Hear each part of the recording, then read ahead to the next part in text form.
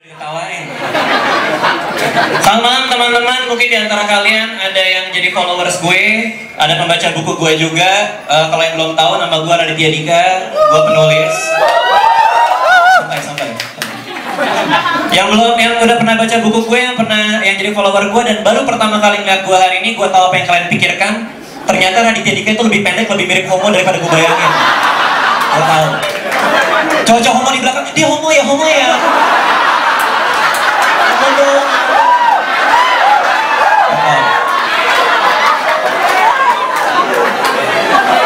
Tapi gue tidak homo. Gue punya banyak temen gay dan tidak ada pernah masalah sama mereka. Gue seneng banget datang ke Bandung. Kenapa? Karena ceweknya cantik-cantik di Bandung. Dan seperti gue lihat hari ini, ceweknya cantik-cantik banget. Cowoknya gak kalah cantik. Gue juga lihat dari tadi ya.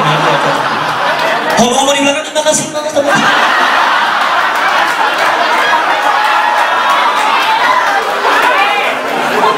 Hari ini gue mau ngomongin apa? Oh ya, gue juga senang karena banyak cewek-cewek di sini. Gue bersama pacar gue hari ini, gue ditemenin. Gue sangat mencintai dia. Namanya Bambang. Ya. Enggak ya, sama cewek gue. Dan gue senang banget sama cewek gue. Kenapa? Karena dia tidak sama seperti cewek-cewek lain. Cewek-cewek lain itu pada pacaran mereka akan memperbudak kita. Ada semacam sistem yang salah dalam perpacaran Indonesia di mana laki-laki itu diperbudak sama yang cewek. Cewek-cewek itu ya, gue nggak tahu kenapa, mungkin mereka dicuci otak gara-gara lagu yang mereka dengarkan pas masih kecil, tau nggak lagunya? Wanita dijajah pria sejak dulu wanita dijajah pria, wanita dijajah pria sejak dulu. Lagunya gitu terus sampai kiamat, gue nggak tahu pokoknya gitu. Lagu gitu terus. Sehingga cewek-cewek ini kalau berkumpul, tau nggak Pak? Kalau lebih dari satu orang dari cewek-cewek berkumpul, omongannya sama. Gila ya, cowok itu gak pernah ngerti kita. Terus cewek-cewek, ya bener. Ya aku juga. Gila ya, cowok itu gak pernah ngerti kita. Cowok itu cuma ada dua tipe. Apa? Kalau gak bajingan, dia homo. Homo-homo di belakang, gue gak bajingan.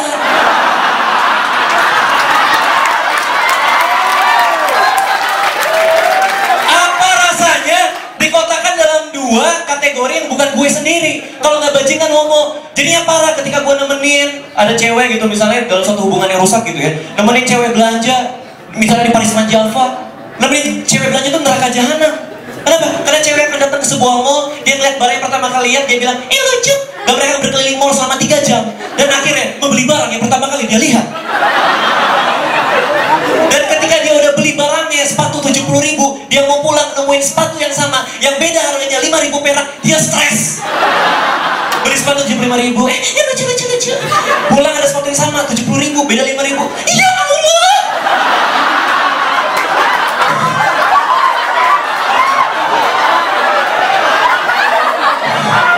Kenapa? Begitu pula apa? Yang jadi korban siapa? Ketika cewek udah beli barang gak suka, ada yang lebih murah, dia bete sepanjang jalan. Yang jadi korban siapa? Cowoknya jadi korban. Di mobil lagi nyetir, diem, ceweknya diem, cemberut. Kalau cewek cemberut diem gitu. Cowoknya nyetir, gak tahu apa-apa. Sayang, kamu kenapa sayang? Cowok, cewek kalau lagi bete gak pernah mau ngaku. Nggak apa-apa. Ya? Cewek kalau lagi bete gak pernah ngaku. Nggak apa-apa. Kamu lagi bete ya? Pikir aja sendiri.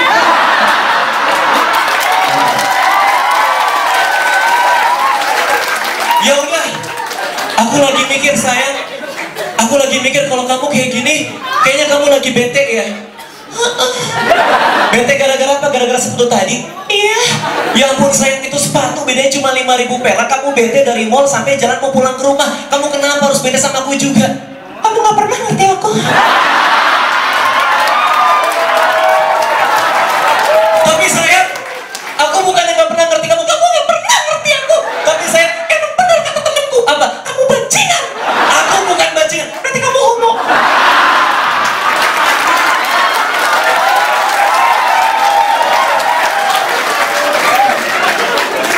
Dan berantem sama cewek di mobil tuh gak enak banget. Berantem sama cewek di mobil, mereka punya permainan otak yang merusak otak kita. Yang nama permainannya adalah turunin kue aja. Cowoknya lagi nyetir, cowoknya marah-marah. Kamu gak pernah ngerti aku, gak pernah ngerti aku. Kalau ada cewek lagi marah-marah, saran gue cuma satu buat cowok-cowok, pura-pura mati, men. Kamu gak pernah ngerti aku. Iya, men. Gak ada cara lain. Kamu gak pernah ngerti. Bukan aku, jangan jawab aku. Mati. Pura-pura mati ya. Itu paling aman.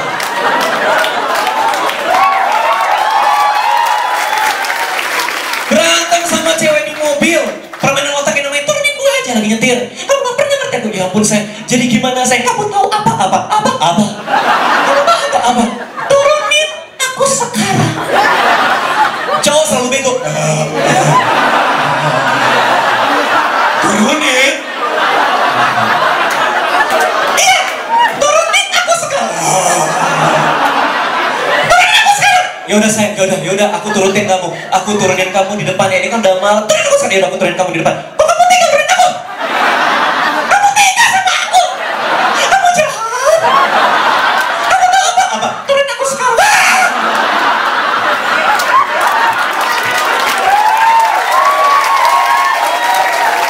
Kalau udah gitu cowoknya nyetir, ya Tuhan ambil aku.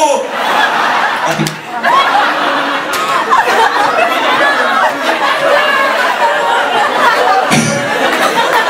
Setiap malam minggu kita harus pergi sama cewek-cewek kita kalau jadi cowok. Kalau kita nggak bisa pergi, mereka memaksa kita untuk membuat pilihan antara apa yang mau kita lakukan dengan diri dia. Ditelepon, sayang maaf ya malam minggu ini aku nggak bisa pergi sama kamu. Kamu mau ngapain? Aku mau nonton bola. Jadi kamu lebih milih nonton bola daripada aku. Ya udah sayang, aku juga mesti ngerjain tugas. Jadi kamu lebih milih ngerjain tugas daripada aku. Ya udah sayang, aku ke rumah kamu sekarang. Jadi kamu lebih milih rumah aku daripada aku. Udah gila ya kamu? Mati.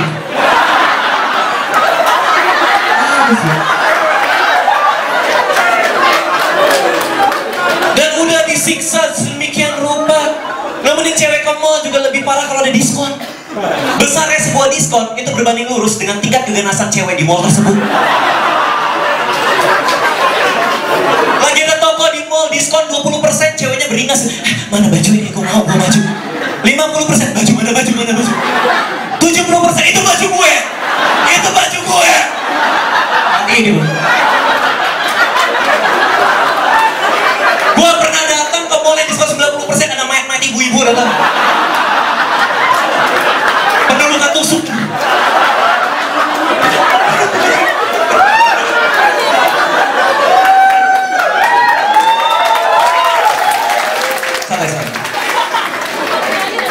Dan pacaran sama cewek tuh jadi lebih susah lagi. Kenapa? Karena kita nggak bisa mutusin cewek. Cewek bisa mutusin kita. Cewek kalau mutusin kita tinggal nelpon doang. Halo, ya ini kamu sayang. Ini aku lah bego. Kenapa sayang? Kamu tahu apa? Kamu bikin aku marah terus.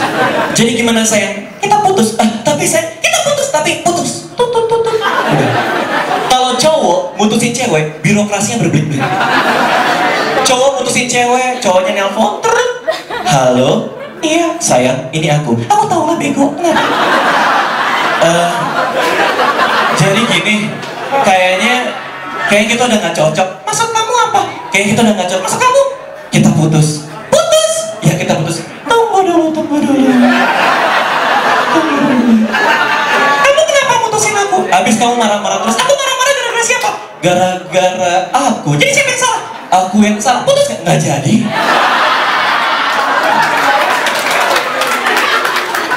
Gue bingung, gue nggak pernah bisa dapet cewek yang baik. Gue waktu itu nggak pernah bisa diterima sama cewek yang baik. Kecuali cewek gue sekarang.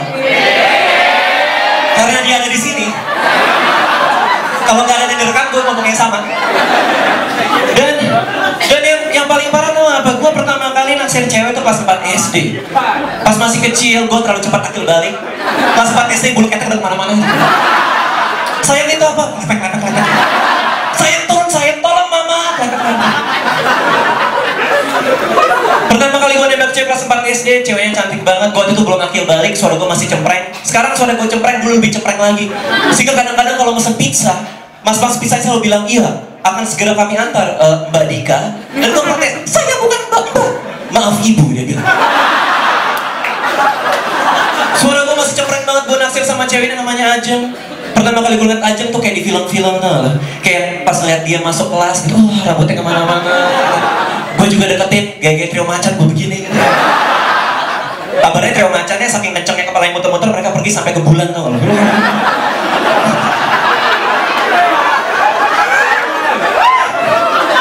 Gue naksir Ajeng waktu itu. Gue cemen banget, suara gue cepreng, gue deketin dia dari jauh pas lagi istirahat makan siang, lagi masukin buku ke tasnya. Gue datang, gue tepuk pundaknya. Ajeng. Dia neng, ini monster apa? Gue liatin, Ajeng, kamu mau nggak jadian sama aku? Dia diem, dia ngeliatin, dia senyum. Mau nggak? Mata kita bertemu. Nempel, lepasin. Pertanyaan bertemu. Terus gue bilang sama dia, kamu mau nggak jadian? Gue jadi cewek gue. Kamu nggak jadian sama aku? Dia ngeliatin gue, dia bilang, najis lu. Dia bilang gitu. Pertama kali gue nembak cewek gue dinajisin. Gue langsung pulang ke rumah ngambil tangan, aku kotor mama. Aku kotor. Nyokap gue sekarang percaya gue punya cewek, berarti gue laku. Adik-adik gue juga percaya sekarang. Adik-adik gue tuh makhluk yang aneh-aneh. Gue punya 4 orang adik, gue sayang sama mereka, tapi sayang mereka freak. Jadi mereka aneh-aneh semua. Gue pernah waktu itu ada pembantu gue kesurupan di rumah, dan akhirnya pembantu itu disantet sama orang.